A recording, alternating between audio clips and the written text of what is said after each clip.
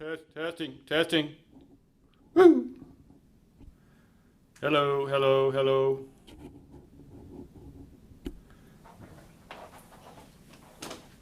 the mic gain up so it's not too soft and recording. Okay, I think we're good to go. All right, so chapter 8 is the chapter on memory. And really, chapters 6, 7, and 8 cover the areas that are covered in cognitive psychology. So cognitive psychology as a field or one of our subfields in the discipline will cover learning and then cognition and memory, but they're all studied by cognitive psychologists.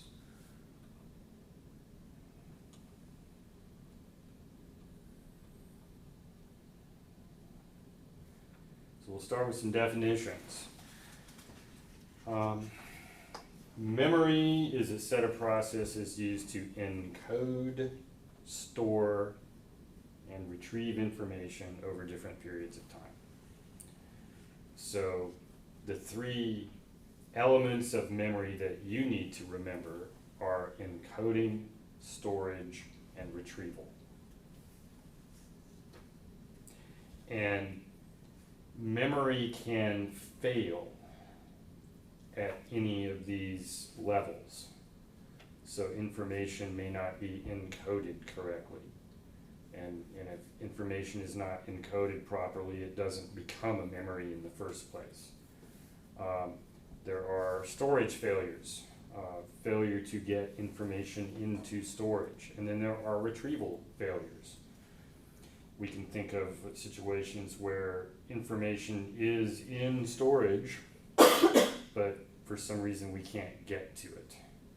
So we're going to talk about how each of these aspects of the memory system work, and also what happens when there are problems with any of these aspects of the memory system. So encoding it's essentially the input, the input phase. It's getting information into the system. And so if you think about it, anything that gets encoded, anything that eventually becomes a memory, is going to be something that you pay attention to. If you pay attention to it, then it is liable to become a memory. It's liable to get additional processing. Think about it. Anything that you're paying attention to, you're already giving some amount of additional processing. You know, just the act of paying attention or giving, focusing on something in your environment is engaging the encoding process. So think about what we've learned about so far. We have stimuli in the environment, visual stimuli and auditory stimuli, things we see and hear, but not everything everything we're able to see is, like what's behind me, I'm not looking at it, but it's in my environment. All I have to do is turn around and see it. And then we talked about inattentional blindness. Does anyone remember what that is? Inattentional blindness. Where you just don't see something? It's where you just don't see something because you're focused on something else. It's where you don't see something that's obvious because you're focused on something else. Like the gorilla? Like the gorilla. Everybody do the participation exercise, so watch the video. Okay, so you're supposed to, in that memory task, you're supposed to, or in that inattentional blindness task, you're supposed to focus on the people passing the basketball. And if you're intensely focused on that, you may not even notice someone in a gorilla suit walking in between the people passing the basketball. So, did that gorilla get encoded for the people who were watching the basketball passes? Probably not, because they weren't paying attention to that particular stimulus. Now, there are a couple of aspects to processing that are interesting as well. Automatic processing and effortful processing. Alright, so automatic processing is just it just comes about through your daily experience. You're not putting any effort into processing information, but because you're in an environment, you pay attention to things.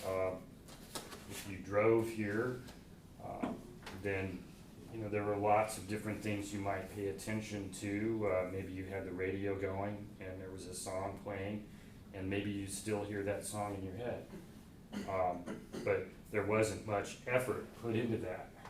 Whereas, the effortful processing is easy to think about. It's just like you're studying for a test. And so you read a book and you try to remember what you read so that you can answer questions on a test. That's an excellent example of effortful processing. Something you're focused on that you're trying to remember. So automatic processing, you're not really trying to remember anything. It just happens. Effortful processing, you're trying to remember something. And I like the example of driving a car. When you first learn to drive a car, it's effortful, probably. So maybe you held the steering wheel really tight and you were white knuckling it, and there's a parent or a driving instructor ready to say, "Oh, stop!" That kind of thing, and so you're on edge, and all of that's pretty effortful if you think about it. But as you practice it, as time passes and you drive a lot, the car becomes an extension of yourself. You don't even think about it anymore. And so, in many cases, what was once effortful becomes automatic. So think about that. And we can call that automatization. Automatization. And it's just the process of making something automatic by practicing it. By effortfully practicing. Like playing an instrument or throwing a baseball. If you put forth the effort, the old saying, practice makes perfect, but really it's perfect practice makes perfect. Doing something in the proper form, like the proper form to movements. And that's especially important for music and sports.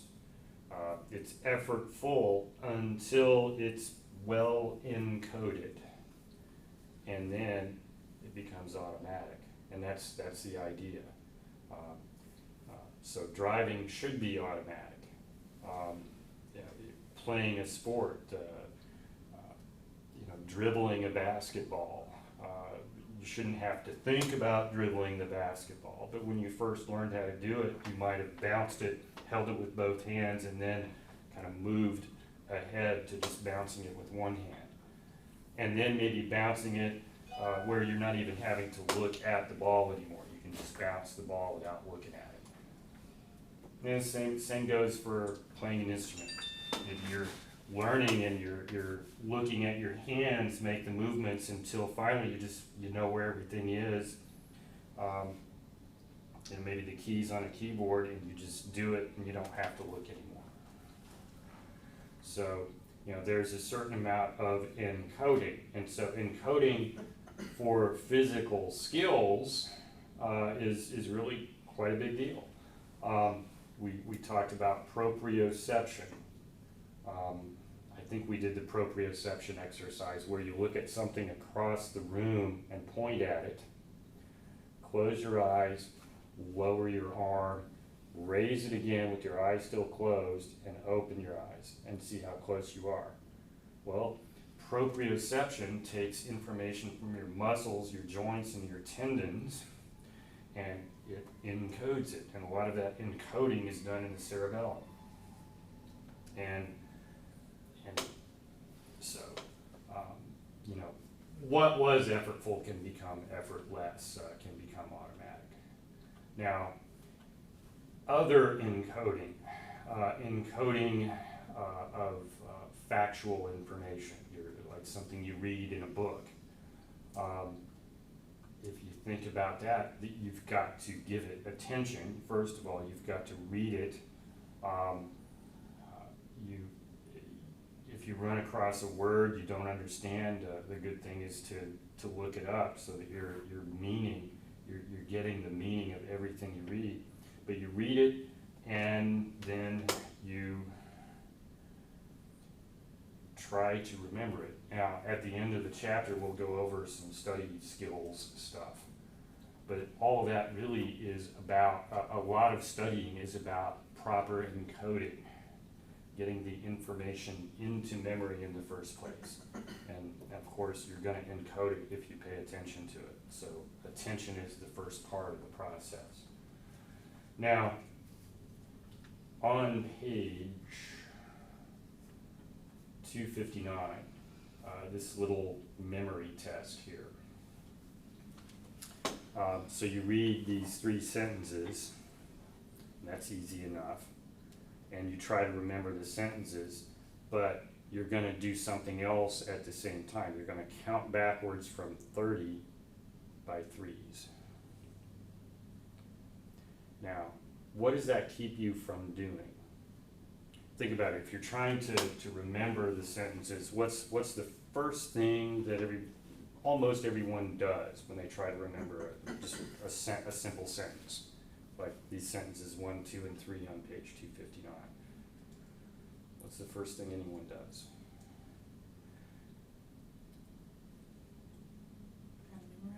Well, you try to memorize it, but how do you try to memorize it? That's what I'm asking. Read it several times. Yeah. You repeat it, all right? Repetition, rehearsal.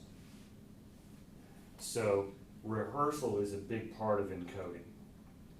If you're paying attention to something and you're engaging in effortful processing, one of the first things anyone does is rehearse the thing to be remembered. You're going over it in your mind. Now, my question is, what is counting backwards by 3s do? Distract you. It's a distracting task, that's right, it's a distractor. But it is, the idea here is it is to keep you from rehearsing. That's the reason it's designed that way. Keeps you from rehearsing. Now, if you're able to rehearse, that information should get into long-term memory pretty quickly, right? It's not going to fade out if you're able to rehearse it. You can keep repeating it to yourself until it sticks. That's one strategy. But what if you can't do that? How long is the memory going to last? We'll get to that. But that's how these memory tasks will work. If we want to know something about the importance of being able to rehearse information, then we have to come up with a distractor task to keep people from rehearsing, and that's what that is. Now, there are different ways we can encode information. So think about what we're doing is when we talked about sensation and perception, we get information coming in through the senses. There is a process of interpretation that takes place. And some of perception is going to be memory, but really it's just identification, interpretation. But when we are talking about remembering something,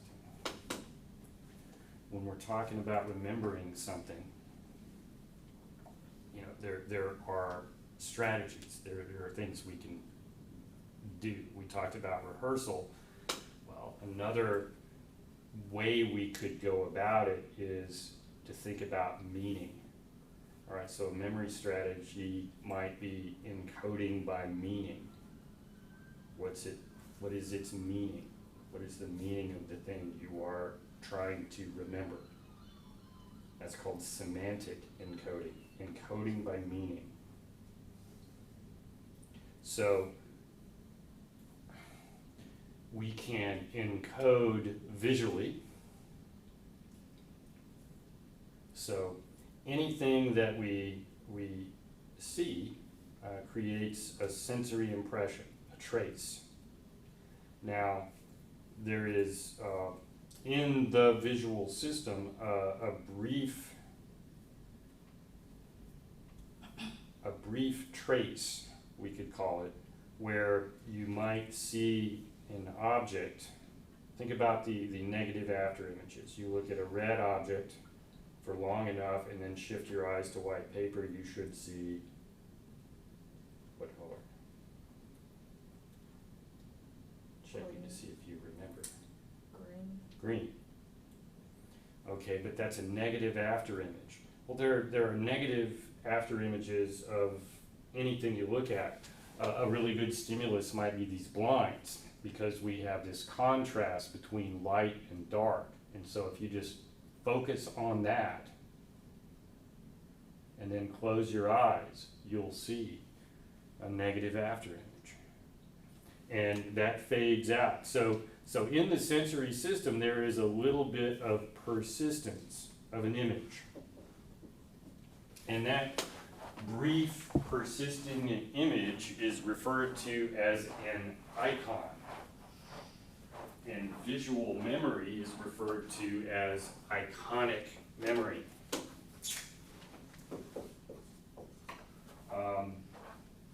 Think about the idea of seeing a trace. If you have a 4th of July sparkler and you light it and you twirl it around at night, and it looks like it's, if you move it around, it looks like it's a circle. It's moving in a circle. And that's because there is this trace that is still in your visual receptors. Those receptors have been stimulated, and then they're kind of coming back to an unstimulated state. But that stimulation of the receptors persists for a little bit.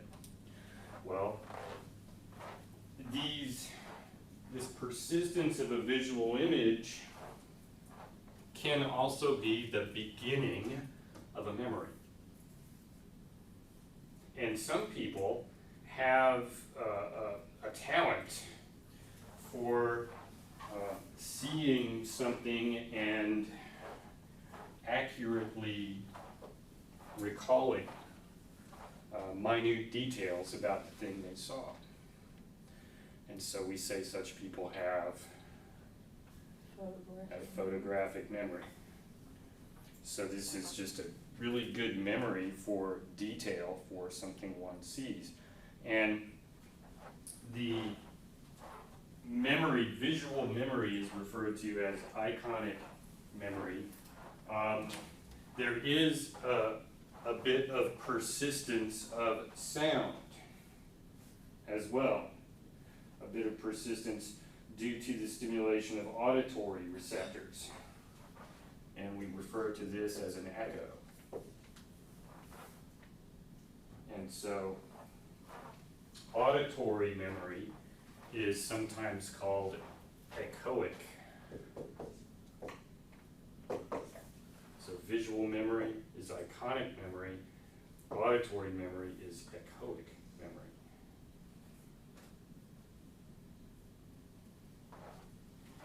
And we can learn, we can encode information visually, auditorily, or by meaning. So there are three. So visual encoding is really taking that icon, that brief trace and just focusing on it. And the same goes for echoic memory.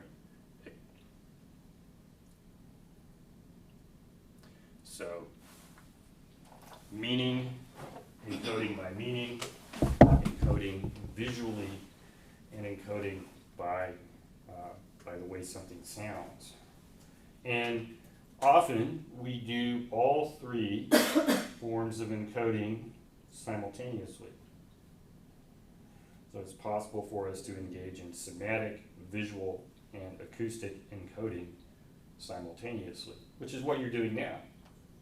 So we have a topic, something that you are effortfully trying to learn, memorize, but you also see it, and then you hear my voice discussing it. So there would be three types of encoding for this information, and you're doing it simultaneously.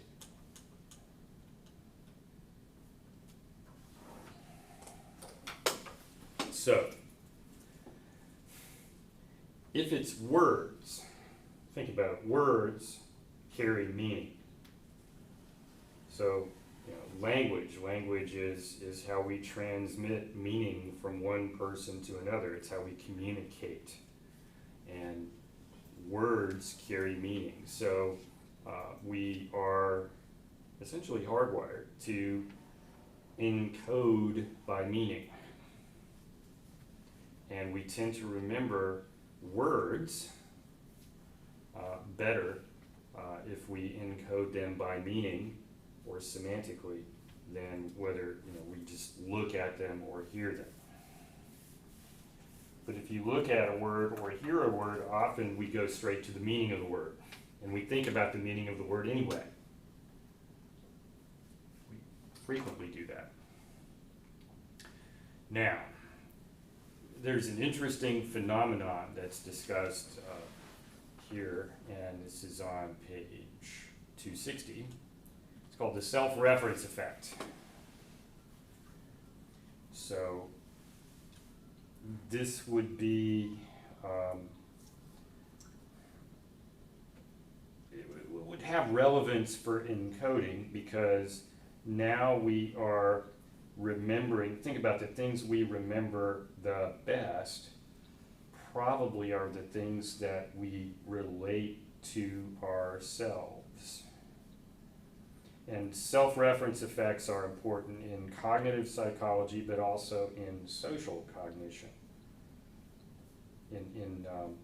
Think about, in social psychology, there have been a number of self-reference effect studies where you can take a picture, a group photo.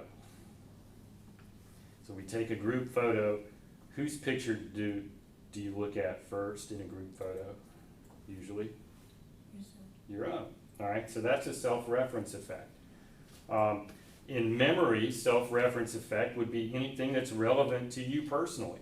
If it's personally meaningful, if it's personally relevant, or if you can relate some new piece of information to something that's personally meaningful about you, then you're going to remember it better.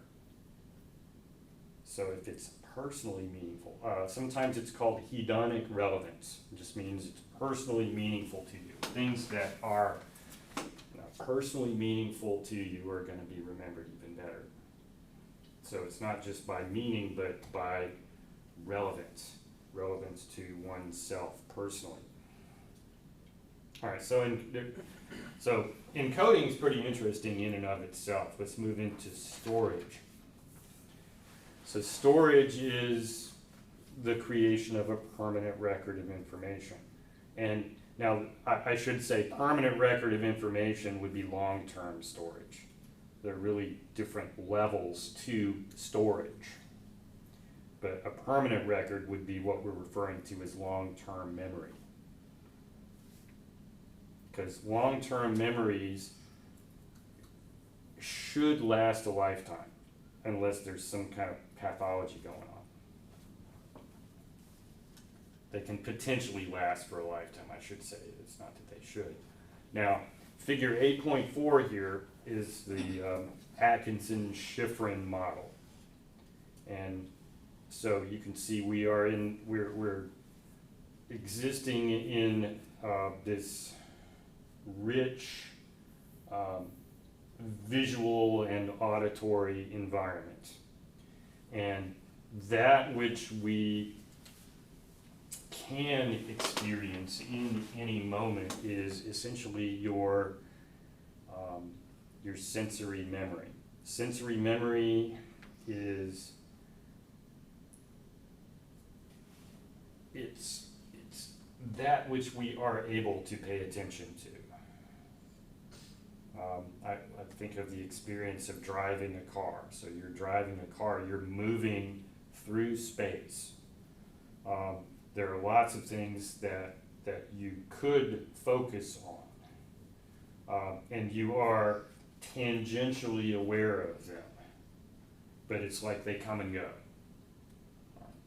Like you pass you come up on some landmark, you come even with it, and then you pass it and it's in your rear view.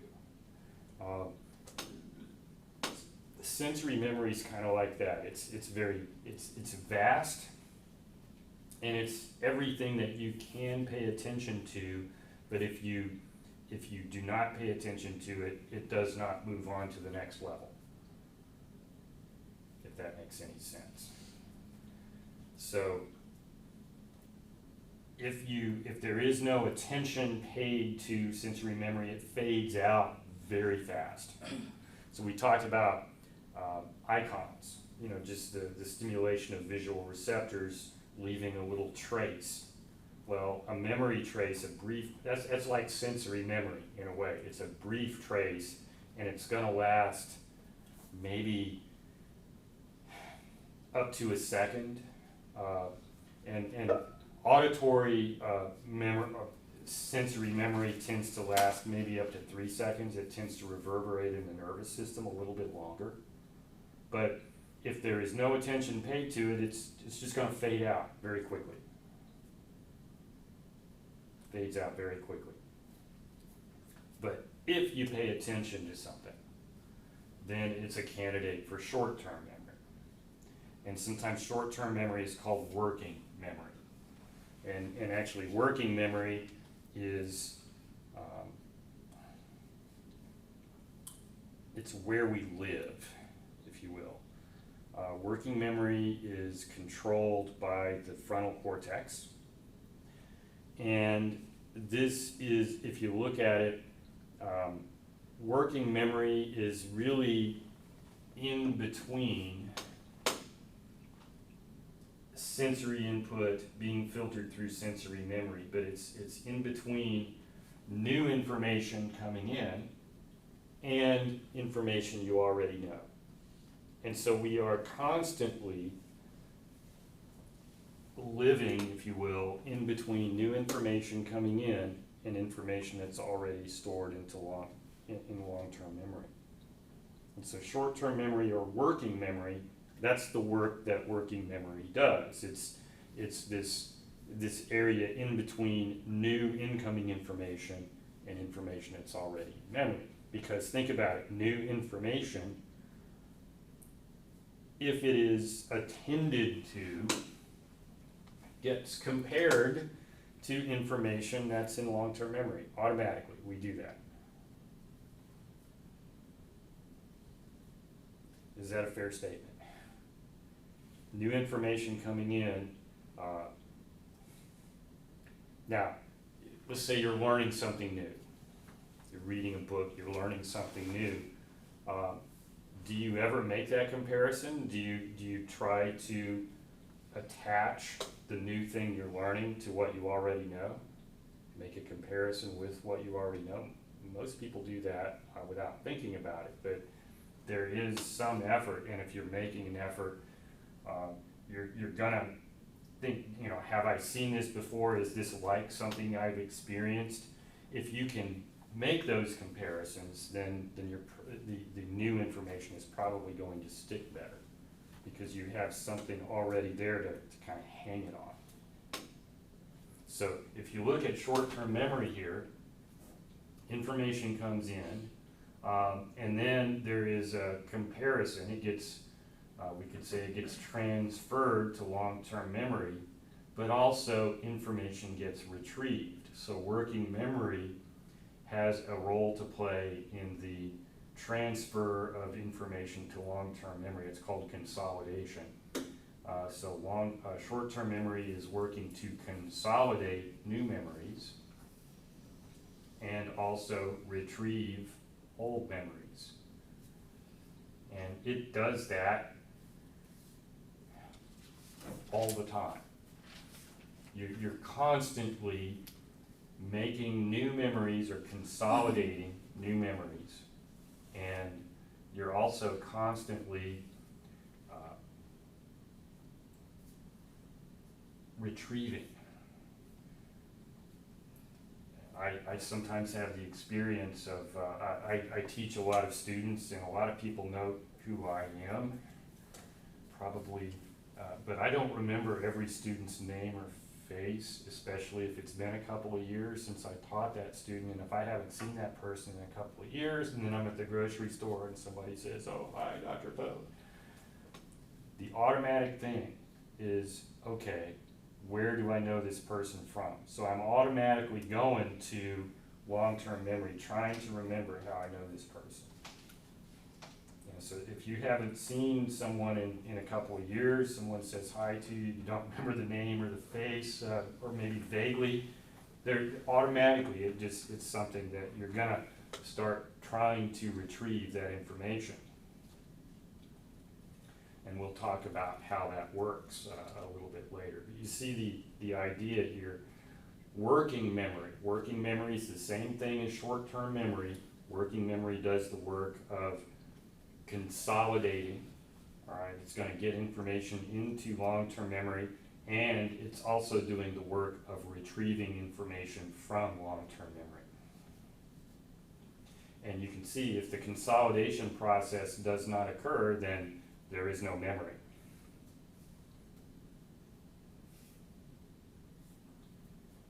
Now, so we talked about sensory memory. It's just very brief storage. And it's you can almost think of it as like a little visual trace or an auditory trace, an echo that reverberates for maybe a couple of seconds and then it's gone.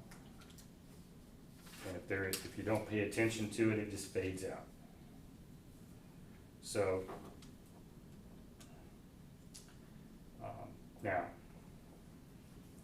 this task here is related to sensory memory in a way. Let's just take a look at this. So you can see these are words, and there are 5 rows of 3 words. So we have them here. Now, we can just start through, we can read the words.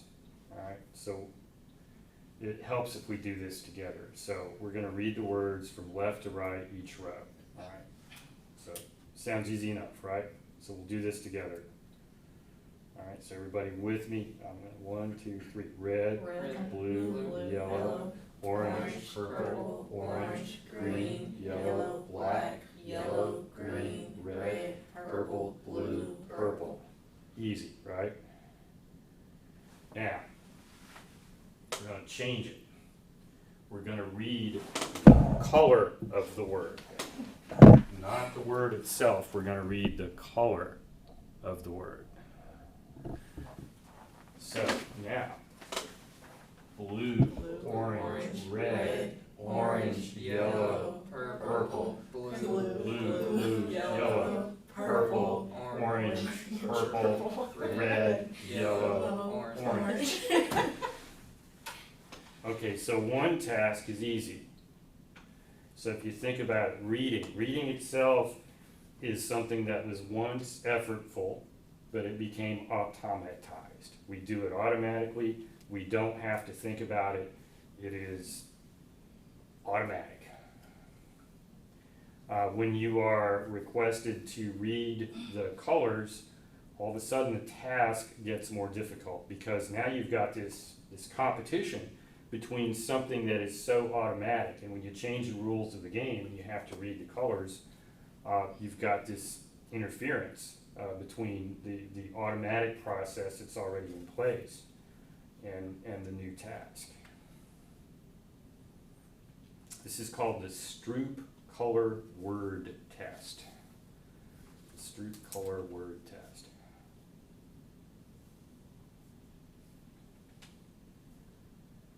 So, and the idea here is you can name a word more easily if it's printed in the color. So blue, if it's printed in blue ink, should be easier to remember than the word blue printed in red ink, that kind of thing. But just by reading them, we don't read them as we don't read the colors as easily as we do the words. So that particular test has been around since the 1930s, and it does shed some light on how the memory process works. All right, so let's look at short-term memory. Short-term memory. The main things to remember is that short-term memory is limited. It has a limited duration and a limited capacity. Short-term memory lasts, the duration is about, it lasts for about 20 seconds. So the duration of short-term memory is about 20 seconds.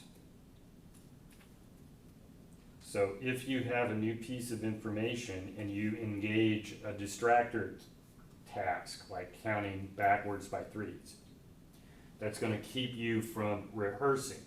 Well, what has been found is that if you are kept from rehearsing, that information is going to stick for about 20 seconds, and then it's going to fade. And that's typical. That's typical for most people. Short-term memory lasts in the neighborhood of 20 seconds. It also has a limited capacity, and this is from George Miller's research. George Miller said the capacity of short-term memory is 7 bits of information plus or minus 2. 7 bits of information. So 7 bits of information is average for people. People can remember about 7 bits of information. Now, Miller, at the time, his research was supported by AT&T, or the Bell Laboratories, which was the laboratory division of AT&T, which at the time was the phone monopoly. And part of the reason we have 7-digit phone numbers is George Miller's research, because this is about the maximum capacity of short-term memory for people. It's the average capacity of short-term memory for people. So if you give somebody a phone number, assuming that you're within the same area code, then you can remember 7 digits pretty easily. And so you think about it, if you've ever had the opportunity to do this, someone gives you a number and you punch in the number on your phone, you talk to the person, and after you're done with the conversation, you still remember the number. If you were just, if you didn't write it down, somebody just tells you, you punch it into the phone. Now your phone remembers. All right, so in a way, we kind of make it easy for ourselves. And frequently called numbers, often what we do is just program them into our phones, put the person's name on it. But back in the olden days, people had to remember phone numbers. And it turns out that people remember about 7 bits of information for a duration of about 20 seconds. If you cannot rehearse. If you can rehearse, then it consolidates. And if it consolidates, it becomes long-term memory. So short-term memory that you're allowed to rehearse can consolidate. It can become a long-term memory. But if you prevent rehearsal, it does not. It lasts for about 20 seconds. And we've mentioned also that the frontal cortex, the prefrontal cortex, is an area of the brain that takes care of, that controls short-term memory processes. There are people who have damage to a brain structure called the hippocampus. And the hippocampus is essential for consolidation to take place. So you've got to have all of these structures in the memory system working properly for you to be able to make a new long-term memory. And if the hippocampus is damaged, if it is not working properly, people don't make new long-term memories. And that is called anterograde amnesia. It's an inability to make new long-term memories. And so that means all that anyone ever remembers, or the longest anyone is able to remember something, is about 20 seconds. So people with anterograde amnesia, their working memory system, their short-term memory system works okay. The problem is they can't get that short-term memory information into long-term memory, so it just fades out after about 20 seconds.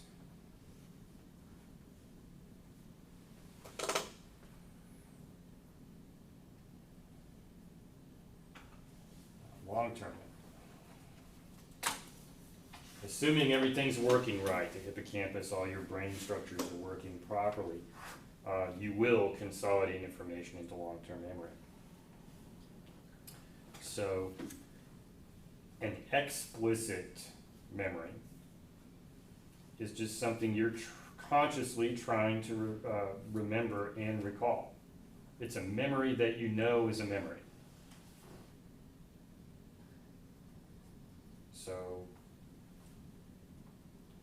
if I ask you, what was the form of psychotherapy developed by Sigmund Freud, you say,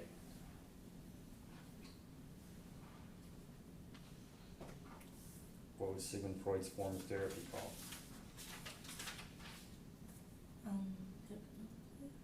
Psychoanalysis. Now, I was just hoping, see, but you were trying to remember it, all right? So you know you're trying to remember something. That's explicit, all right? I ask a question, and then you are thinking about what the answer is, okay? So that's explicit.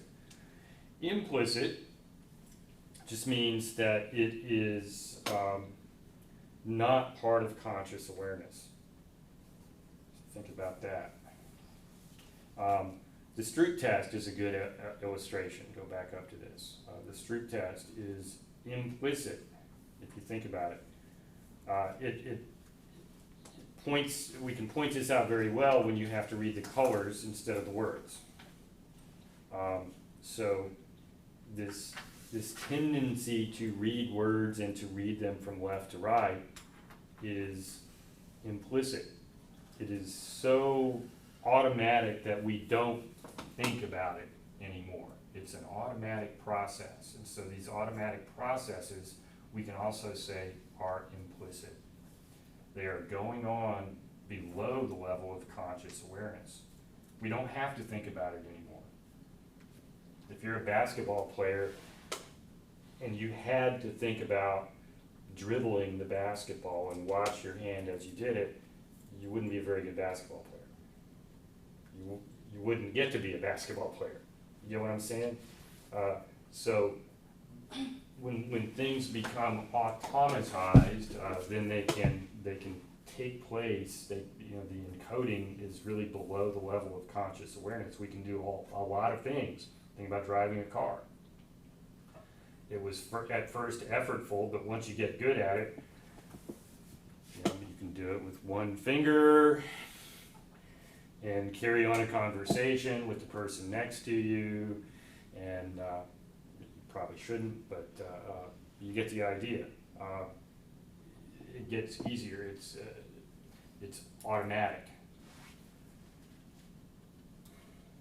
Now, there are types of implicit memories, which we'll get to, but we can say that implicit memories are not declarative. So Explicit memories are declarative, because you can say, I do declare that is a memory. That is something I remember. But an implicit memory is not so much. Now, what's implicit? Skills and actions, like driving, like dribbling a basketball, like holding a pen and writing words. You're not thinking about it. But how many of you are good at taking notes without even looking at the page? You can just... Can't do it? It's doable. It's doable, something maybe to aspire to.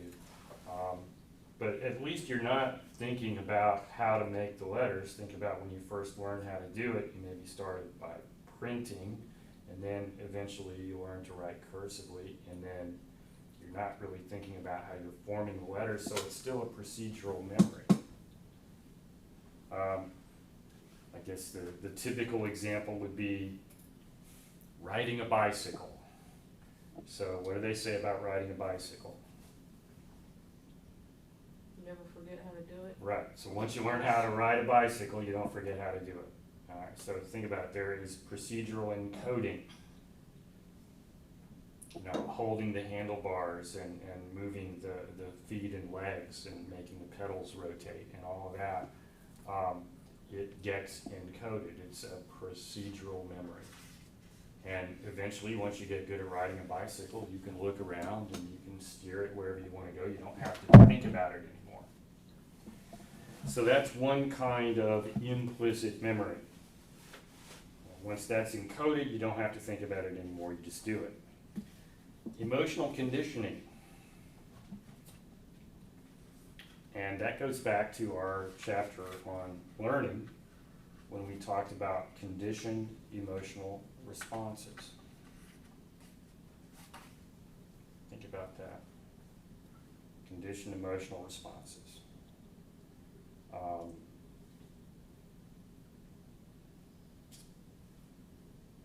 Think about conditioned taste aversions.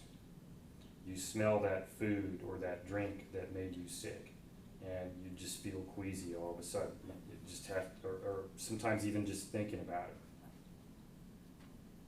That's emotional conditioning. That's implicit. Don't even have to think about it, it just happens. Now, explicit, there are levels to that as well.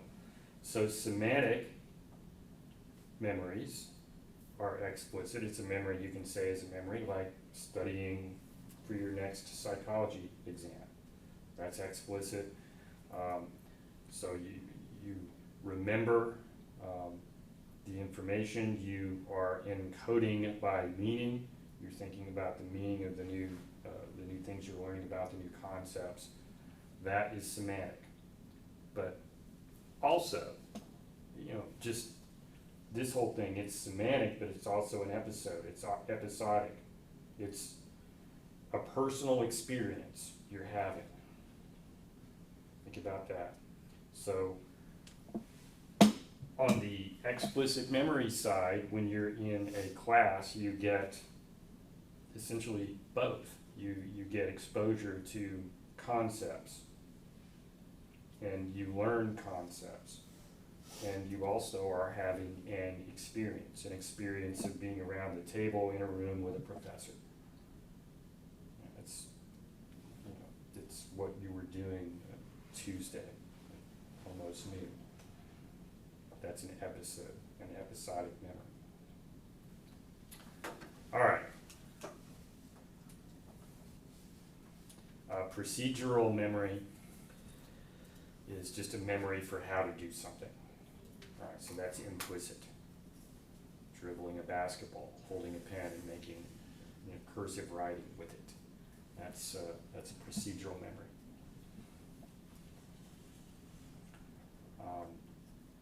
So semantic memory is just knowledge about words and concepts and so forth. Episodic memory is something that personally happened to you. It's an episode from your life. You can think of it that way. Now, know if you ever watched the 1980s comedy show. It was a sitcom called Taxi. Mary Lou Henner was an actress on Taxi. She played Elaine Nardo, one of the taxi drivers at the taxi garage. And she has highly accurate autobiographical memory. Like she can remember where she was on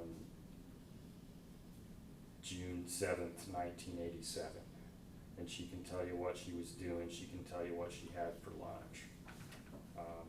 She can tell you what conversations she had with which friends and so forth. That's called hyperthymesia.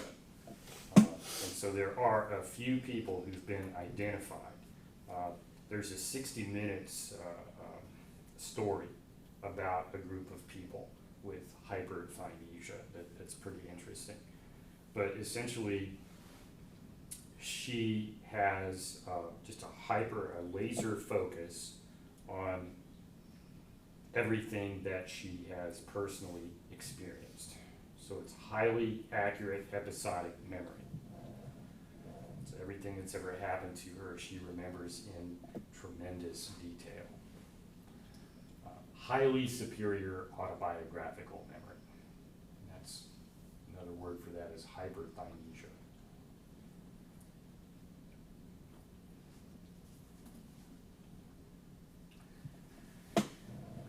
All right, so we've talked about encoding and storage. Now we're going to talk about retrieval. So this is getting the information out of storage. Retrieval.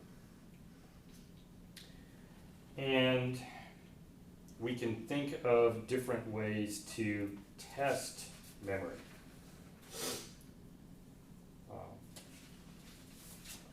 I could ask you, what is the title of the textbook that William James published in 1890?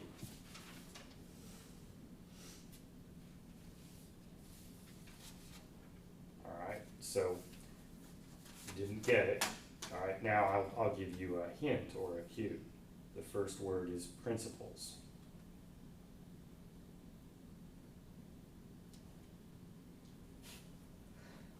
Principles of psychology? That's what it's called, okay?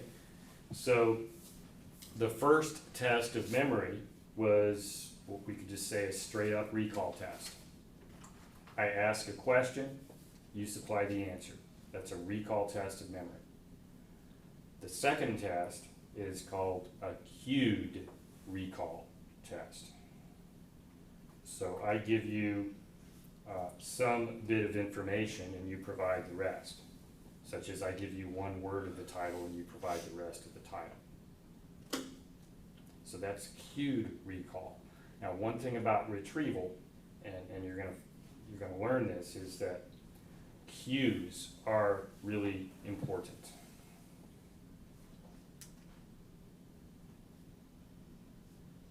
Because we remember better when we have cues available. And if you think about it, I see someone, let's just say this is a former student at the grocery store, someone I taught 2 years ago, haven't seen since. That person says hi, and then I think, where do I know this person from? So what I'm trying to do is establish a context for knowing this person. And so then I will even go through, I think this person's a student, and then I think of the classes I taught and where that person was. And maybe even where that person was sitting in the room and so forth. So there are cues. And I find that to be able to answer the recall question, like if I can remember every student's name by sight, I just see that person and remember the name, that's tough, because often what happens as a teacher is I depend on the context. I know everybody's name if they're in the room and they sit where they usually sit, and they haven't changed their hair or anything like that. You get what I'm saying? So the cues are all where they're supposed to be, then it's easier to remember. So we use cues all the time. And part of retrieval failure is not that the memory isn't there, but that we may have lost access to some of the cues. And it's a term I want you to learn as well. It's called the encoding specificity principle.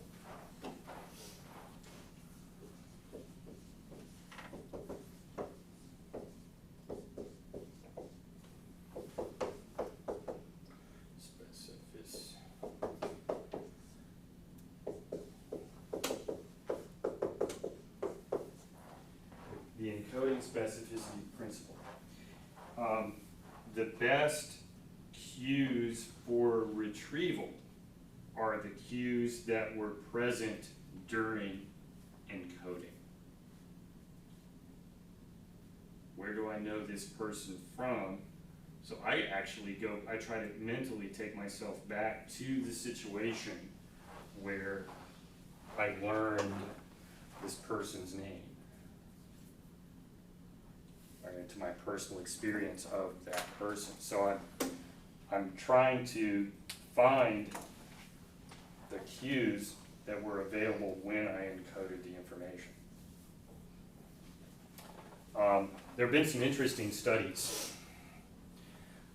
One is you could have people put on scuba gear and just do little memory test, like memorize a list of words, but they do it at the bottom of a swimming pool. Now, you give that person the same list of words when they're out of the pool after the scuba session. They don't remember it as well as when they actually get to return to the bottom of the pool. So just the experience of being in that pool with the scuba gear on is a big cue for retrieval of the information. So you get how that works? So the cues that are present during encoding become the best cues for retrieval of the information.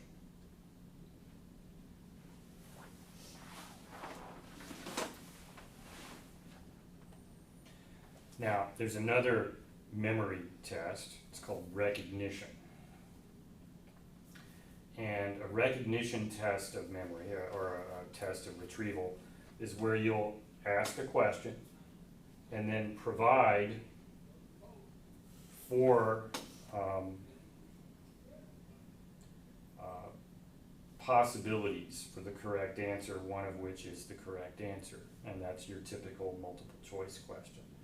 But a multiple choice question is a recognition test of memory. So one of those four possible choices is the correct one. So that's a recognition test.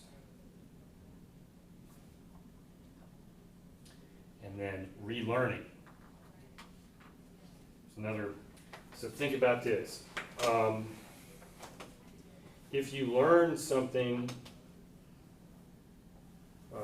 I had an interesting experience yesterday. A student is taking my class, and she's from Puerto Rico, and she had taken a very similar class in Puerto Rico in Spanish.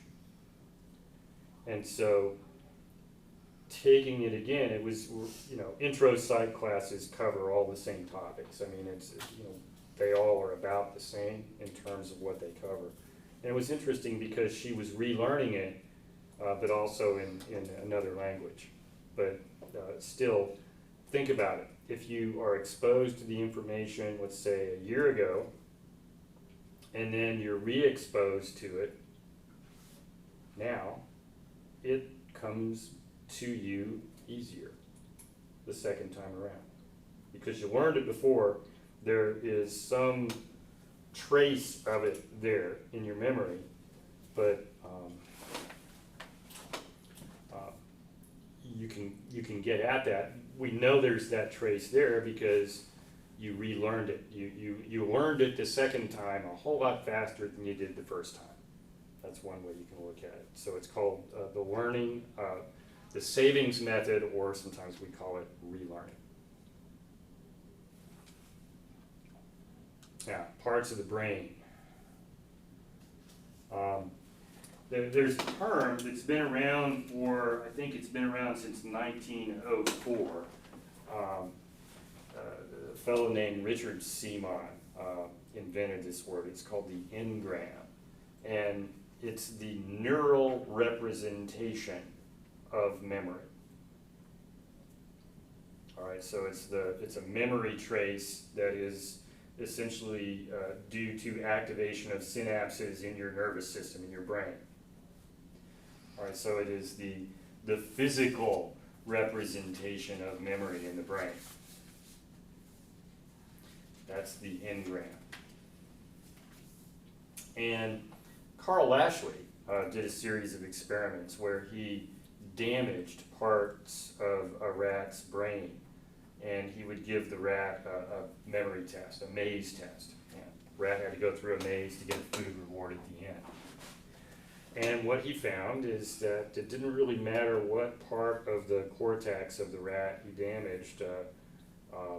Other areas could kind of fill in, and rats could still learn how to complete the maze. And so that's called equipotentiality. In terms of learning and memory, one part of the brain is about as good as another part of the brain. Now, this is mostly cortical. The idea would be that memories are distributed throughout the cortex, so that there's a distribution, so that if there's some little bit of damage, other areas can still take over in terms of learning and memory. So it works up to a point, but he wasn't very specific about what he damaged. We know, for instance, if this structure called the hippocampus is damaged, that people do not make new long-term memories. So it's a small structure, but if you damage it, you take away a person's ability to consolidate short-term memory into long-term memory. They just don't make long-term memories. And so the hippocampus in particular is important. Now, when we talked about emotional conditioning, or just conditioning or learning, and learning to do something automatically, like dribbling a basketball. Your cerebellum does that. Your cerebellum takes care of it, so you can dribble that basketball without looking at it.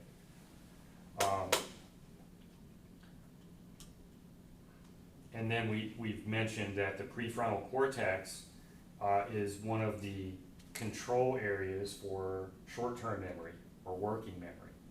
And the amygdala is a limbic system structure that adds the emotional component to a memory. So that's what these structures look like here. So you can see the amygdala is involved in fear and memories of fear. So you remember what you're afraid of, because the amygdala, and in fact, think about it, we tend to remember episodes from our lives that are more emotionally intense. Usually if something has a strong emotion associated with it, like fear, for instance, we tend to remember it better. Would you say that's a fair statement? We tend to remember things if there is strong emotion associated with it. We tend to remember those things better. The hippocampus is, you can see it's associated with declarative and episodic memory as well as recognition memory. But the main thing it does is it is necessary for consolidation. It's necessary for getting information from short-term memory into long-term memory.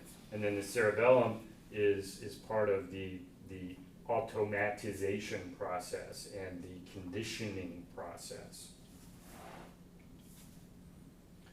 And semantic memory, memory for facts, is prefrontal cortex, but also that's the main control area for working memory or short-term memory.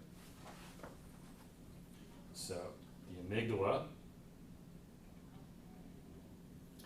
it has a role in memory consolidation, but it also it adds that emotional color to your memory.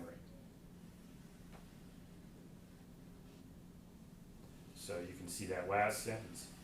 The amygdala seems to facilitate encoding memories at a deeper level when the event is emotionally arousing. So anything that's emotionally arousing is going to activate your amygdala. If your amygdala has been activated, then there has been some emotional color added into the experience. So you remember not only the episode, but how it made you feel. So the hippocampus, I want to talk about HM. HM was a guy back in I think it was 1953. He had an operation to control his epilepsy. He was having epileptic seizures. And so neurosurgeons went in and removed an area of his brain that was near where the seizures were originating. They figured that out, and so they took this part of his brain out, and it did help with his seizures. But unfortunately, they took out his hippocampus. And so what happened to HM is he developed anterograde amnesia. He could not create any new long-term declarative memories. So if he met a new person, he could remember that person's name for about how long? 20 seconds. About 20 seconds. And then it was gone. So he was in his 20s when he had the operation.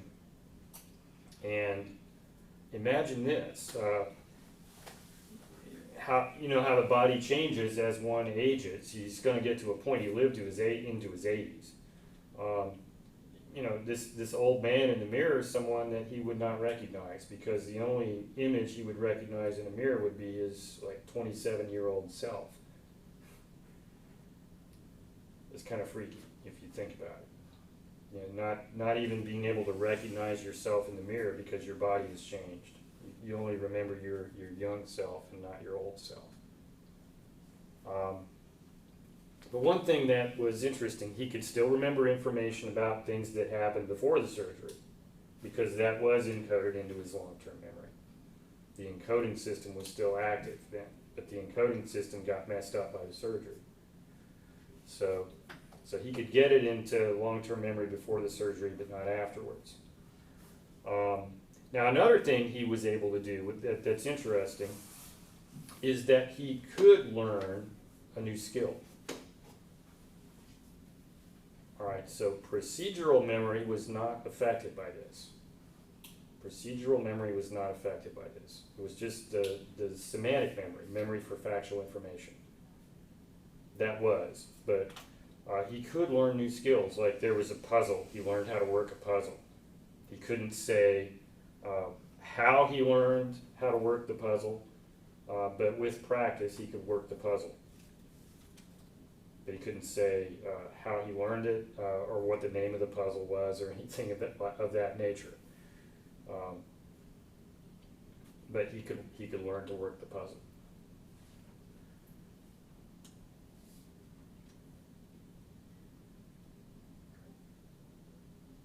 You have a question? I was wondering, I have to use the restroom. So Oh yeah, go. I didn't want to interrupt it. Thank Just you. go. Okay, so the cerebellum.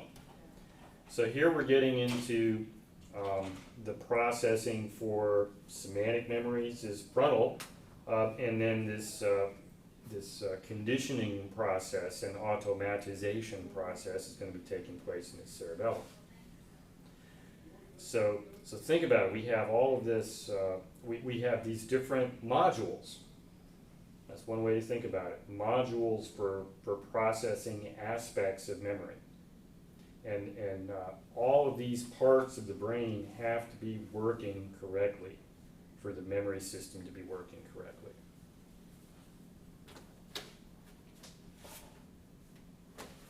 Neurotransmitters involved.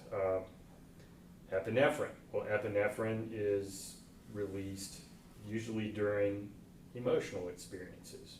Like if you're afraid, you're gonna secrete more epinephrine. Dopamine is released when you experience pleasure. Glutamate is your primary excitatory neurotransmitter. Acetylcholine is necessary for cognitive activity to take place. Now, this idea here, the idea that strong emotions create strong memories, there is something to that. Again, people tend to remember experiences more vividly if there was some emotional activation involved. Now, there's some, one reason is your sympathetic nervous system is getting activated. Let's say you do release some adrenaline or epinephrine. That's gonna cause your heart to beat faster. It's gonna cause glucose to be released into your bloodstream, which is fuel for your brain. You're gonna be breathing more deeply and faster, so you're gonna be getting more oxygen. So think about it, your neurons are fueled by glucose and oxygen. And so you're getting more fuel to your neurons. So there is some reason to, there is support for this idea. There's empirical support for this idea of strong emotion facilitating memory. Now, flashbulb memory is just a very clear episodic memory. It's a prominent episodic memory. And so the 9/11 attack, I don't know how old most of you were, but I'm thinking you were young, 3 or 4 years old. Like, 2, 3 years old. So you may not remember 9/11 personally, but people who were, say, 5, 6 years old at the time probably do. I can remember, for instance, where I was, what I was doing when I learned about the attack. And so, with any, and the reason that this is mentioned in a textbook is because it was a prominent experience for millions of people. Everybody saw this on TV, and I can remember when it happened, things just stopped. People just, oh gosh, this happened, and people were just really taken aback by it, and it affected a lot of people very strongly at the same time. So that's why that's used as an example for a flashbulb memory. But a flashbulb memory can be more personal. It's just something that's a very intense, very vivid episodic memory. We usually talk about flashbulb memories as, in reference to things or experiences that people share. But it doesn't have to be a shared experience. It can be a personal experience.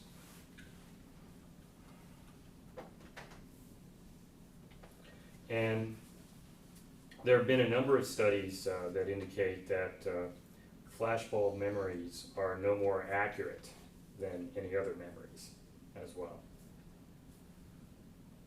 So we might remember it more vividly, but that doesn't mean we remember it more accurately.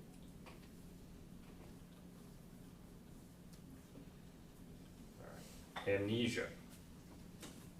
Amnesia is acquired memory loss. That's what it is. It's acquired memory loss. Now,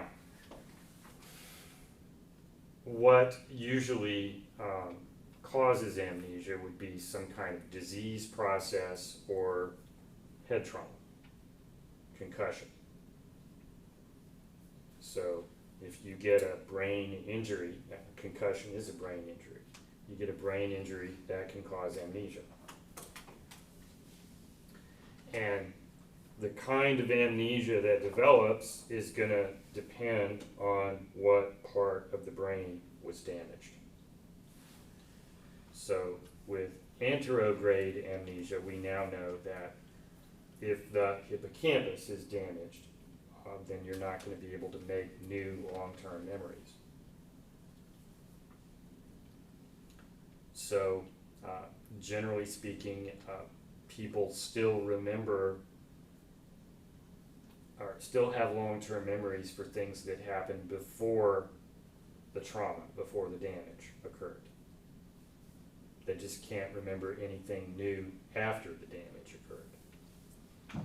And so we call it anterograde because it works forward in time. It is an inability to make new memories, new long-term memories.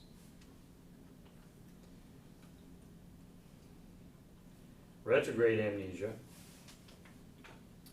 is a loss of memories that occurred before the trauma. And this happens too, and it happens usually with damage to the cortex. And people just don't remember. And this is more common. So if you experience a concussion,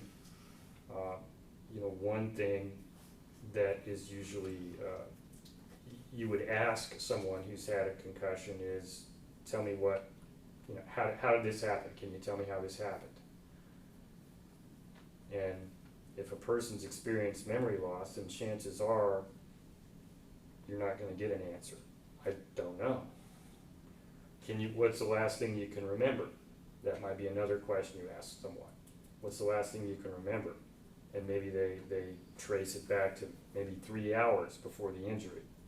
So often what it is if there is a concussion, there frequently is loss of memory for some time before the injury.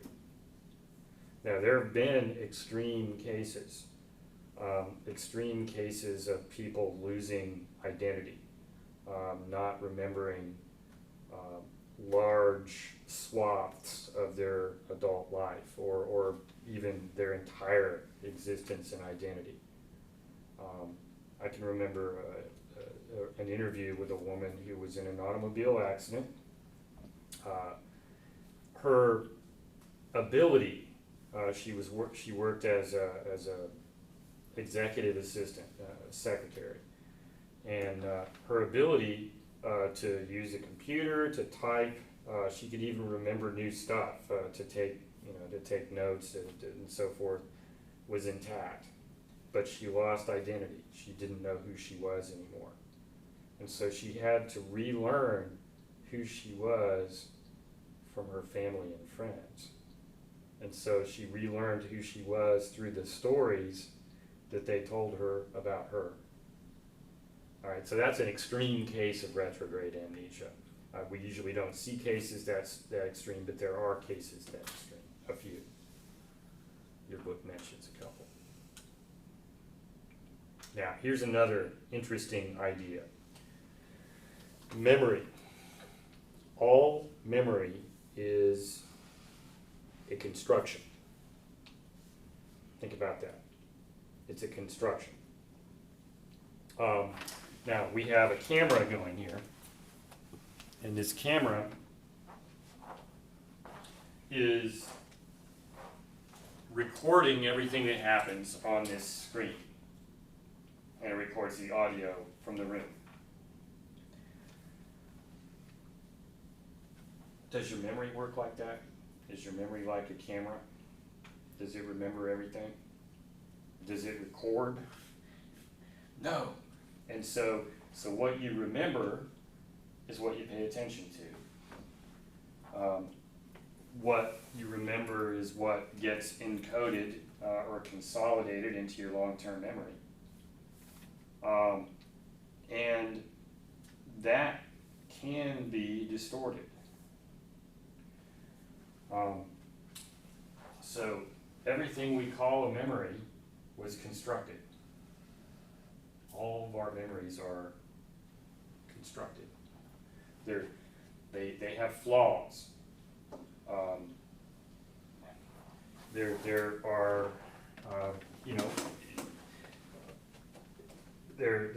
there are cognitive biases that often get worked into our memories. And there are effects on memory, such as suggestion. If someone suggests something happened, just implies it, then you might be more liable to interpret that as a memory.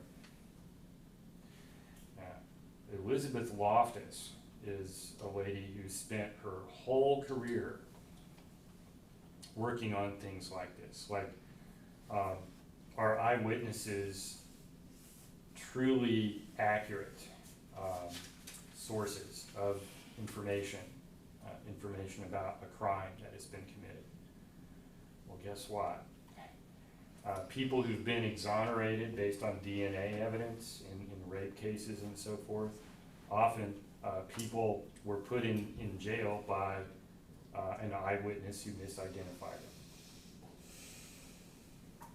So if an eyewitness misidentifies a person, which occurs pretty frequently, someone who's innocent can wind up in prison.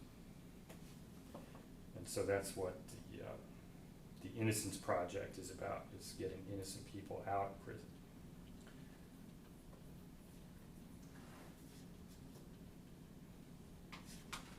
Now, Elizabeth Loftus has really done a whole lot of research on what she calls misinformation effects. And so she will present information to usually college student, research participant volunteers. They'll come in and she'll show a film. One of the famous ones is this one. She'll show a film about an automobile accident. So she'll show that to people, and then after they see this little film, she will ask people questions like, how fast were the cars going when they smashed into each other?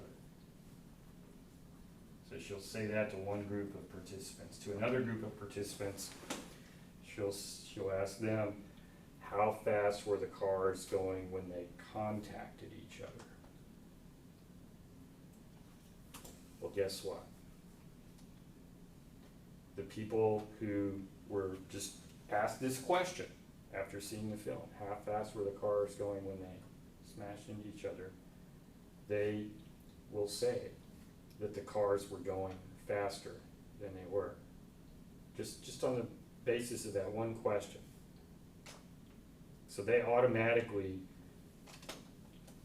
remember that the cars were going faster. So that's a suggestion.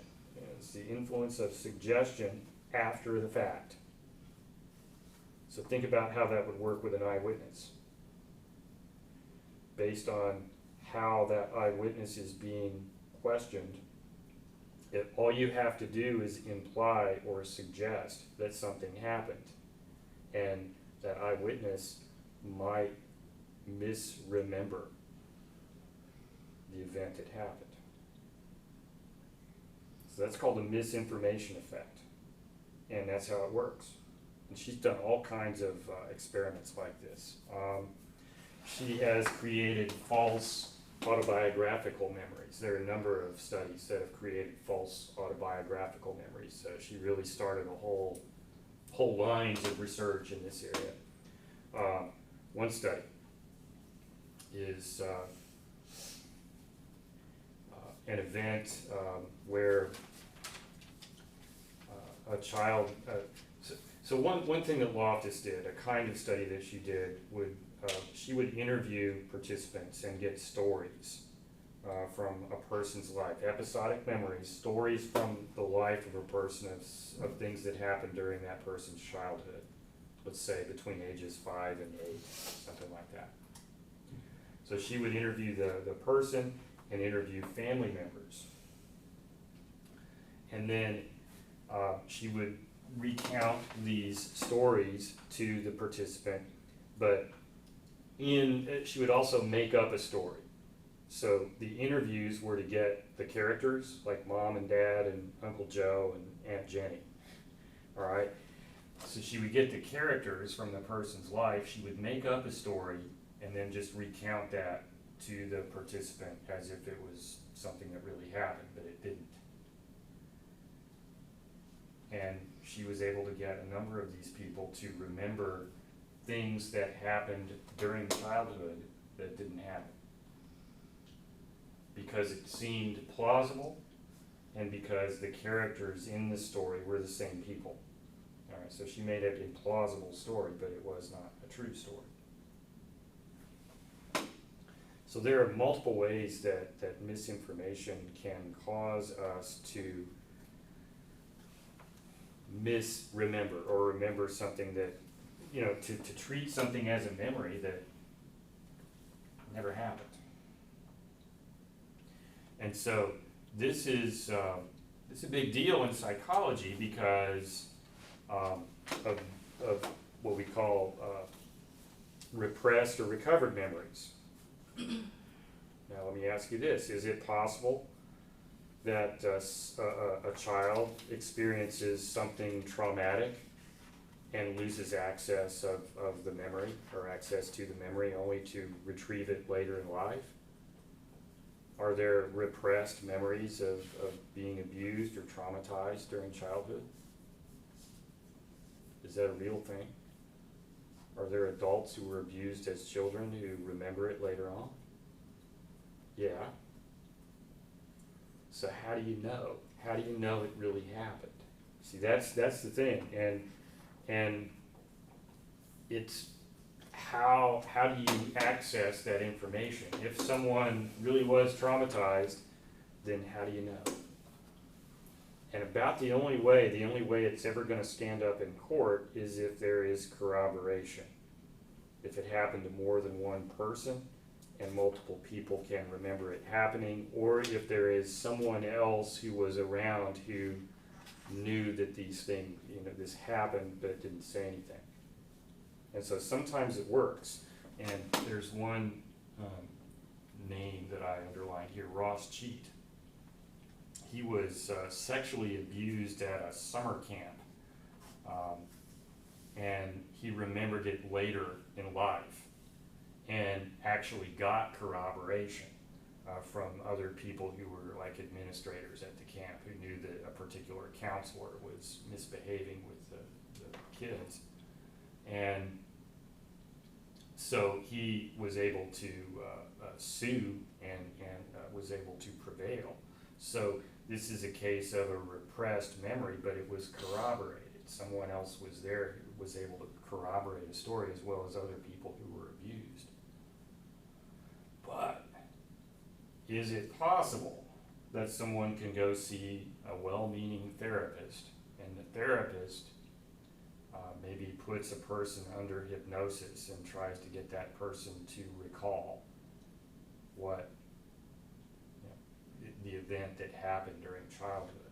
Now, what's the essence of hypnosis? It's a state of an altered state of consciousness. It requires two people, and the hypnotist does what to induce a hypnotic state in the person being hypnotized? The hypnotist makes suggestions. So it's possible, especially during hypnosis, that's why hypnosis as evidence gets thrown out, because you just can't know if it's something that's been suggested by the hypnotist or if it's something that really happened. So evidence obtained during hypnosis is not particularly reliable because of misinformation effects. Because all the hypnotist, and actually that person is in a very suggestible state.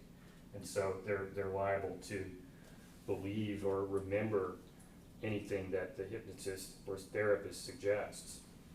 So, and that's kind of an extreme example, but just in the process of therapy, if a therapist makes a suggestion that something happened, then a person might remember it that way. And so this is a big controversy in psychology, because on the one hand, there are repressed memories that are recovered and that are corroborated. On the other hand, a well-meaning therapist can suggest that something happened that didn't happen, and a person remembers it as having had happened. And so both things are true, both things happen.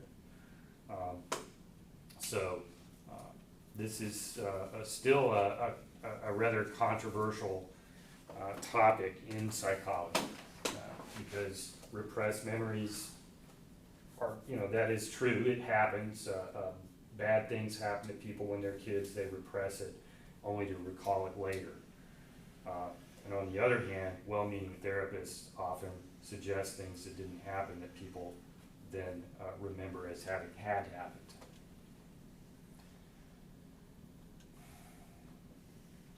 Forgetting. So forgetting is loss of information. So we've talked about some reasons, as we're talking forgetting or memory failure, essentially. Encoding failure. So encoding failure, think about if you've ever had the experience of not remembering where you park your car, and you go to the mall or a concert or somewhere and you forget where you park your car. Probably it's an encoding failure. And so when you park at the airport or at the mall or a sporting event, something like that, concert, look at the layout of a parking lot. Good parking lots for event venues are usually numbered or lettered, so they have sections of the parking lot, like this is section A14 or something like that, so that you can remember that way. So it's a good idea to remember the layout of the parking lot, and if it's on a numbered grid system. Another thing you might do, take a picture of your car and the surroundings where you park it. Anybody ever do that? It's kind of an extreme thing, but if you're prone to forgetting where you park, that's something you might try. But anyway, and then there are locators, GPS locators that you can just stick under your car and find it with your phone, and that's a good thing. Also noisemakers. Oh yeah, there you go. You can hit the button and make your car beep. But anyway, encoding failure. And so what that means is you don't remember it because, finish my sentence here, you don't remember something because... You weren't paying attention to the surroundings. Yeah, so it didn't get into your memory in the first place. It didn't make it into your memory in the first place. So, and that's largely because one doesn't pay attention, because attention is really what regulates whether something becomes a memory or not. So yeah, it didn't become a memory in the first place. And now, this little exercise in figure 814, the coins have been changed around a lot in the last few years, but which one's the correct one? C. It's C, but did you know it was C before you looked at that? Or like which way does Jefferson face on a nickel? Is it left or right? That kind of thing. But it used to be that coins were much more standard. They were all laid out the same, but now there are a number of different layouts on the coins. I like this little section on memory errors, Schachter's 7 Sins of Memory. We could talk about this a little bit. Transience. transience would be, it's just, it fades out. It fades out over time. Absent-mindedness is because you weren't paying attention. All right, so that would be an encoding failure. Blocking, tip of the tongue phenomenon. Tip of the tongue. I should know that person's name, it's on the tip of my tongue. Now, what could that be? Could be loss of, what's the word I'm looking for? Loss of cues. Cues. Think about it. When you're in any environment, you're trying to remember something, there are cues, you know, other people present in the room, sounds, the lighting, all of this are cues for remembering. And in fact, if you're learning this for the first time in this room, you might remember it a little better if you do what? Go back to it. Come back to this room again. Right? You learned it in the room in the first place, and the room might provide some cues. Think about if you've ever visited the house you used to live in, or the school you used to attend, and you go back to it, and then you find all of a sudden memories start flooding back. Why? Because being in that environment again provides, what's the word? Memory. Cues for the memory. All right, so it doesn't provide the memory. The memory was there, but going back to the environment brings you back into contact with those cues. All right, so being in that environment provides a lot of cues that then facilitate the retrieval of the memory. Like going back to the school you used to go to, going back to your elementary school. You go back and stand in that building again, you're going to remember a whole lot that you probably had forgotten up to this point. Misattribution. This occurs a lot.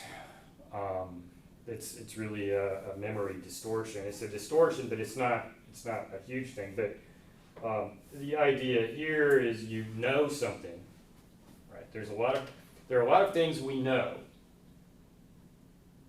that we forget how we know them.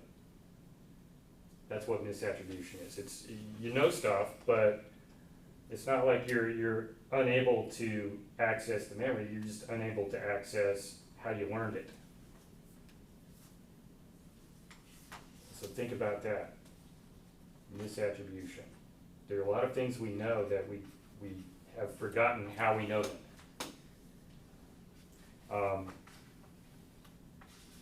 Sometimes that's called source amnesia. Source amnesia. And it's just where you forget the source of the information that you know. You know the information, but you forget how you know it. You forget the source. Suggestibility. That's a distortion that takes place that can lead you to remembering something that didn't happen because someone made suggestions or asked leading questions. And so questioning eyewitnesses has to really be done carefully so that you get accurate responses from people. You cannot ask leading questions or the response may not be accurate. Bias, cognitive bias, confirmation bias. Think about that. People tend to make their memories conform to their current belief system, whatever that is.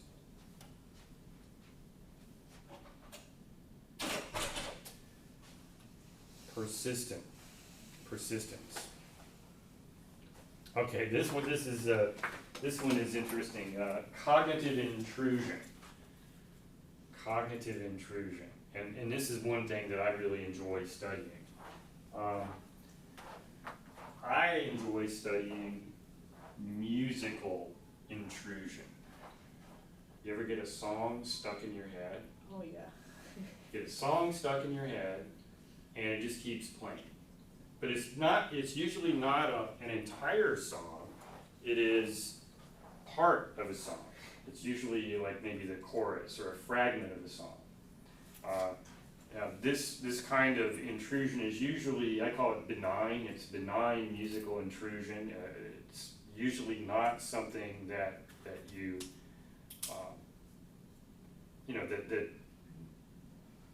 that you don't like. Usually it's not. It can be, but it's not as common as just getting a piece of a song that maybe you like just fine, but it just keeps playing in your head. That's cognitive intrusion.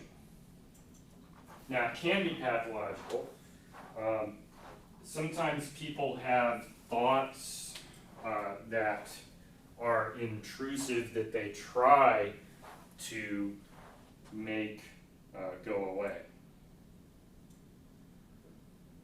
Now, if you're trying to not think about something, what often happens? You think about it more. You think about it more, and that's what happens with people who have obsessive compulsive disorder. They have some thought or urge that they are uncomfortable with, so they try to not think it or feel it, and they will even go so far as to engage in some kind of ritualistic practice to occupy their attention so that they do not think about the undesirable thought. That is intrusion as well. So it's not that, I wouldn't say that all cognitive intrusion is undesirable, but there are intrusions that occur. So I like this list. It's interesting. So intrusive memory. Now, I should say obsessive compulsive disorder is one disorder where we have cognitive intrusion. And then if we actually get the undesirable traumatic event that's played over, that's characteristic of post-traumatic stress disorder, PTSD. All right, now that's very serious because it's often just a horrible, horrifying trauma that's relived over and over again. So that's intrusion, but not all intrusion is bad intrusion. I guess is the point I'm making.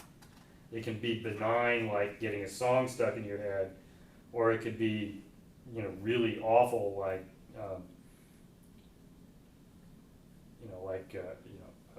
the kind of a traumatic event that might occur during combat or sexual assault or something like that. It's just something that you can't stop thinking about.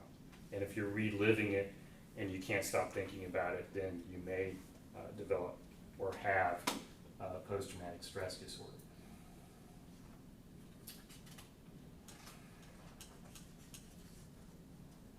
Okay, now this is Ebbinghouse's forgetting curve.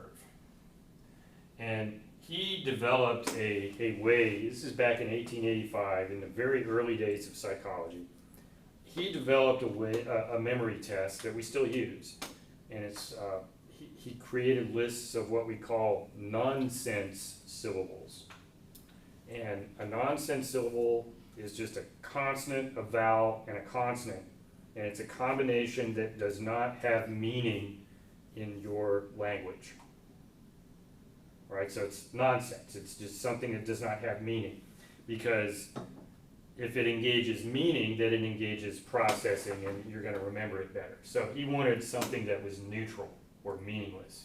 So he created these lists of nonsense syllables, and then he had himself remember sequences of nonsense syllables. And he would test and retest himself. And what you see is his forgetting curve. So So on the one hand, it is, you can see that over time, there is transience to the memory. It fades out. But there's another couple of things going on. And I'll scroll down here.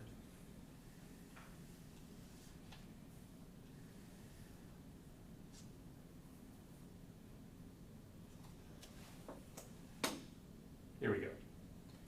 It's interference. That's one of the reasons that Ebbinghouse's forgetting curve turned fairly sharply steep, was interference. He memorized so many lists of nonsense syllables that he started getting confused between lists he had learned previously to when he was, like maybe say 2 days ago he learned a list, or yesterday he learned a list, and today he's learning a list.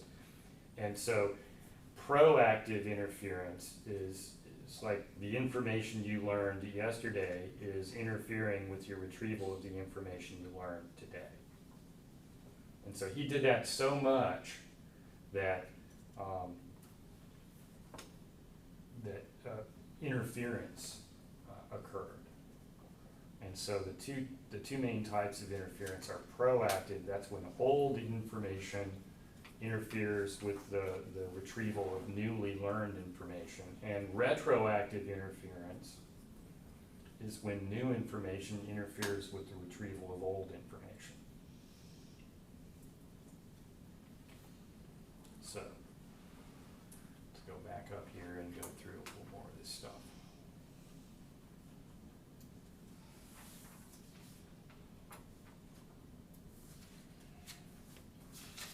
So we talked about absent-mindedness.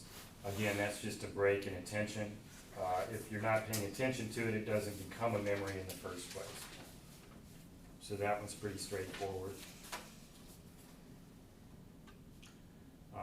Blocking. Blocking or tip of the tongue phenomenon. Tip of the tongue phenomenon is what I usually hear it called. So, like, here you have Morgan Freeman. Well, maybe you can't think of his name. Oh, yeah, I've seen him in some movies before.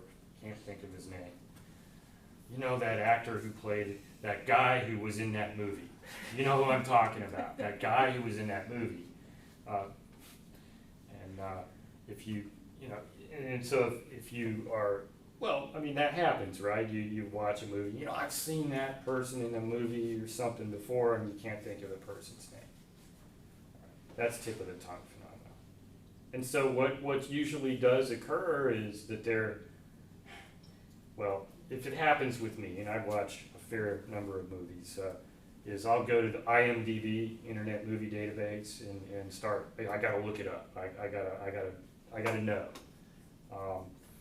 So that's one way to do it.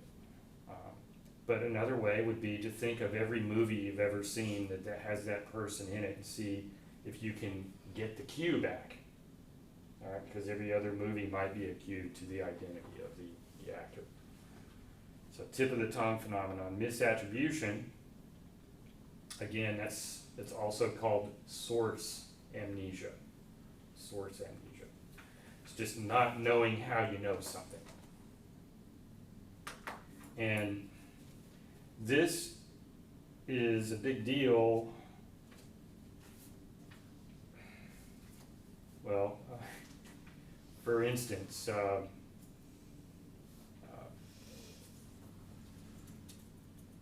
misattribution can cause you problems as a college student because misattribution often comes out as inadvertent plagiarism when you write a paper. Think about that.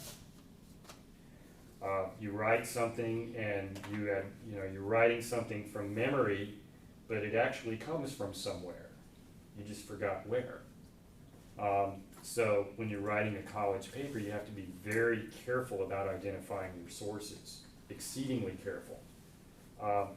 This comes out in lawsuits, especially in the music business. Think about it, if you listen to lots of music or you are a songwriter, a musician, you're probably influenced by every song you ever heard. And so if you make a new song that has a melody that's from another song, you can get sued.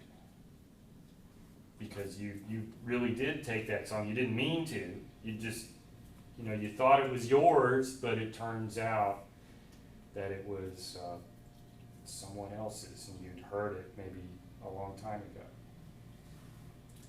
So that's how misattribution can work, or another way it can work. Now, here, way the different cognitive biases can influence memory. So stereotypical bias. Stereotyping is essentially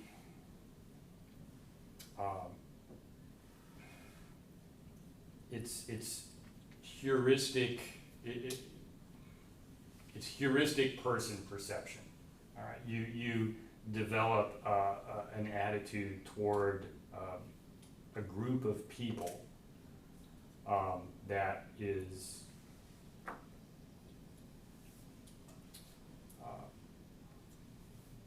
summative, but also leaves out a lot of information. In other words, you don't develop a view of people based on your personal interaction with the individual, but you put people into categories, and then you ascribe various characteristics to categories of people. That is called stereotyping, but it is essentially heuristic person perception. I use the word heuristic because that's a chapter 7 word. So go back and look at the video for chapter 7, which I've got. I tried to upload it, but the upload didn't work, so I'll have to do that again this afternoon. But so if you hold stereotypical views about groups of people, then that essentially becomes what we call top-down processing. That colors your memory of your constructed memory of that person, if a person belongs to a group that you're stereotyping.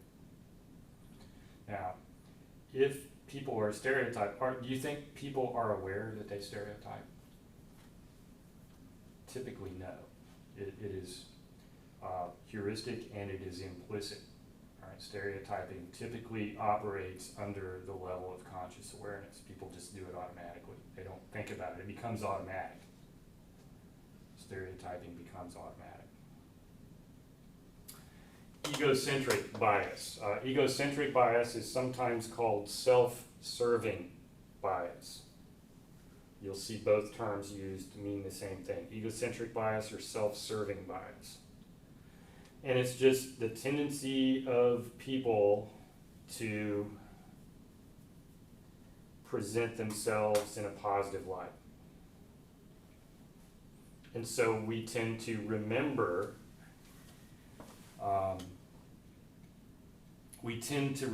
things that where we present ourselves in a positive light. So that's egocentric bias. Trying to think of example. Well, the book example. Scoring the winning goal in a soccer match. Well, did you really do that, or did you assist the winning goal? Sometimes memories can get distorted in the self-serving direction, and so that we tend to remember that we accomplished more or did something better or greater than we really did. Now, not everybody automatically engages in an egocentric bias, but it certainly happens with some people. Hindsight bias. It's just when we become more convinced that an outcome was inevitable after it happens. So, like, oh, I knew the Warriors were gonna win the NBA championship all along. That was maybe a safe bet, but it's a much safer bet after it happens. You get the idea. That's a hindsight bias. So cognitive biases can influence memory. And another thing about memory and is that memory is more sensitive to being altered by cognitive biases, by misinformation when it is retrieved. All right? I said that working memory is what takes care of retrieving memories as well as sending information on for consolidation. So if you pull information out of memory and you retrieved it, something that had been stored, you retrieve it. Once you retrieve it, it is more vulnerable to all of your cognitive biases and misinformation effects. And so if it gets restored, it may be further distorted. So memory is very much open to distortion. Persistence, we talked about, can't get something out of your head. And this can be like really bad things like, traumatic events, or it can be something rather benign like getting a tune stuck in your head. And then we talked about proactive interference and retroactive interference. And figure 818, if you just take a look, old information hindering the recall of new information is proactive interference. New information hindering the recall of old information is retroactive interference. And so interference effects, okay, so let's say this is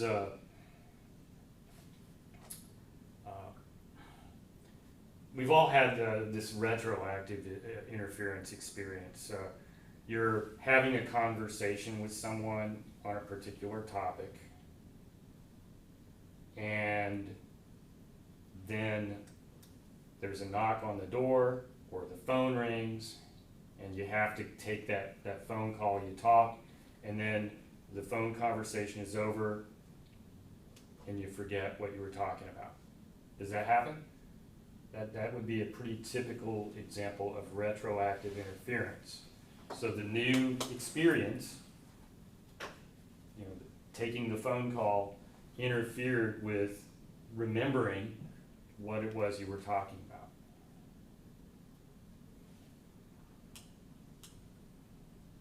about. Here we go. Ways to enhance memory. Rehearsal. We talked about rehearsal. Just repeating information over and over works. Chunking. Chunks, especially with numbers. If you have a combination of 10 numbers, one easy way to remember 10 numbers is to separate it out like you have an area code and a phone number. Because each chunk of 3 or 4 digits carries meaning. And so you can treat the chunks as bits of information and thereby get more information into your long-term memory, or you can facilitate remembering it. Credit cards. How many digits do they typically have? 16. They typically have 16 digits, and they are presented in chunks of 4. You ever wonder why is it that they're in groups of 4? You have 4 groups of 4 digits. It's easier to remember 4 than 16. It is. And so the 4, if you can remember those essentially take on meaning as a single bit of information. They're chunks. So it is chunking. It's to facilitate chunking so you remember the digits better. So that's how chunking works. elaborative rehearsal.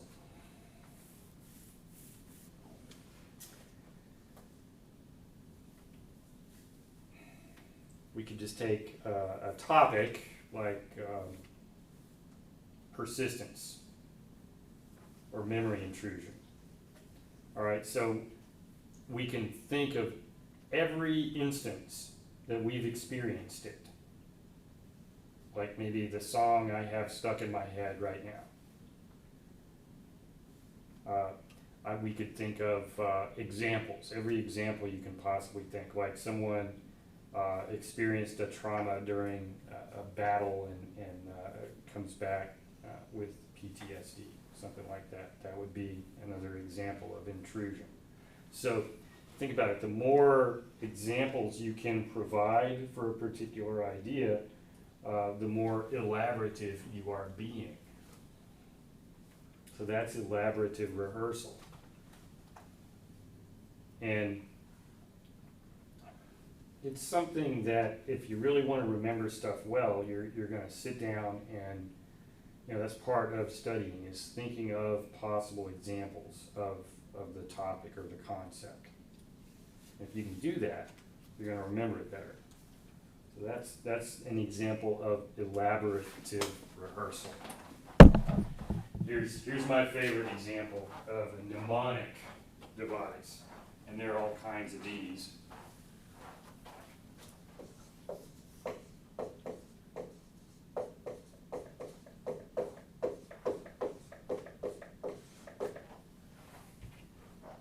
Now, each of these letters stands for a word, and the words make up a little story or a little sentence. Cold oysters seldom develop many perfect pearls. Their juices congeal too quickly. Now, these letters stand for the geologic periods. I learned this mnemonic in geology class many years ago. Cambrian, Ordovician, Silurian, Devonian, Mississippian, Pennsylvanian, Permian, Triassic, Jurassic, Cretaceous, Tertiary, Quaternary. I would not have remembered those had it not been for that little sentence. Cold oysters seldom develop many perfect pearls. Their juices congeal too quickly. That's a mnemonic. Can you think of a mnemonic? Let's get some elaborative rehearsal going. JF Mam Jason D. For the months of the year. Oh, okay, okay. All right. Others. King Henry died by drinking chocolate milk. Okay, what is that? That's for oh, I forgot now. I remember it, but it's for the it's The biology, like the kingdoms, yeah, the classifications, the classification. like Okay, the kingdom, okay. phylum, and all that. Mhm. All right, so these are mnemonics, and mnemonics are really good for learning lists of items.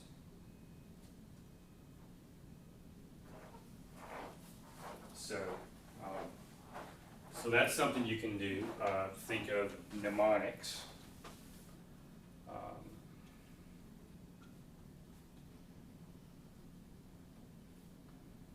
Let's see here. Studying. Elaborative rehearsal when you're studying. We already mentioned that. You use that, do that.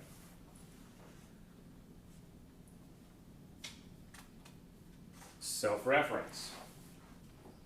How does this affect me? Now, a lot of studying, or a lot of anything we study, is self-referential in the sense of you can probably think of some experience that you've had that might illustrate something you're learning about, like getting a song stuck in your head. So if you think about that, not only is that elaborative, but if it's the song that's stuck in your head now, it's also self-referential. So anything you can do to make the new information you're learning personally relevant is going to help you remember it better. All right, don't forget the forgetting curve and know that information fades. So you've got to keep it fresh. You've got to come back to it. You've got to rehearse it. And then rehearse, rehearse, rehearse. Be aware of interference. And sometimes interference is unavoidable. Let's say you have studied really hard, everything's going great, and then on your way here you have a flat tire. And it's raining, and it's just a really stressful thing to get the tire changed. And then by the time you get here, you're just all kind of flustered and upset. All right? What kind of interference would that be? The new experience is interfering with access to the older information.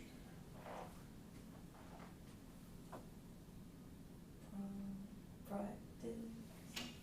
It's the other one. Or the other one. Retroactive. Yeah. So new experience interfering with old information. Old information interfering with the retrieval of newer information is proactive. Keep moving, exercise. Think about exercise, breathe. Your brain needs both oxygen and glucose to function properly. Getting oxygen to your brain is one thing that exercise will do. A number of studies indicate that physical exercise improves memory, improves retention of information. Get enough sleep. There's also evidence that memory consolidation is facilitated by sleep. You've got to get sleep to be able to remember things well. Not only will lack of sleep be stressful, but it facilitates memory formation. And one thing I've learned is if you can be engaged with an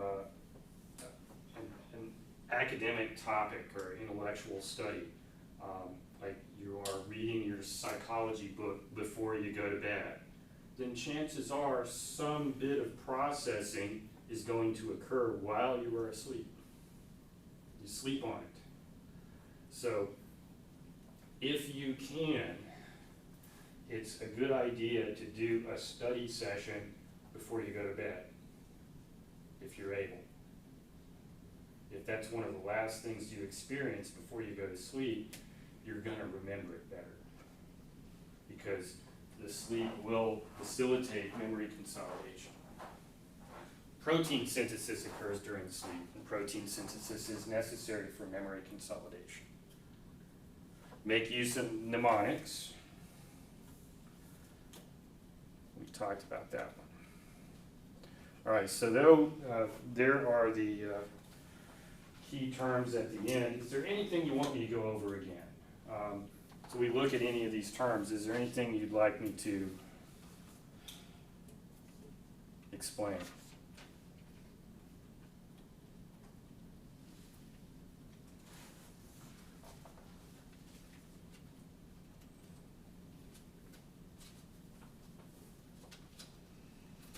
I think we covered it all.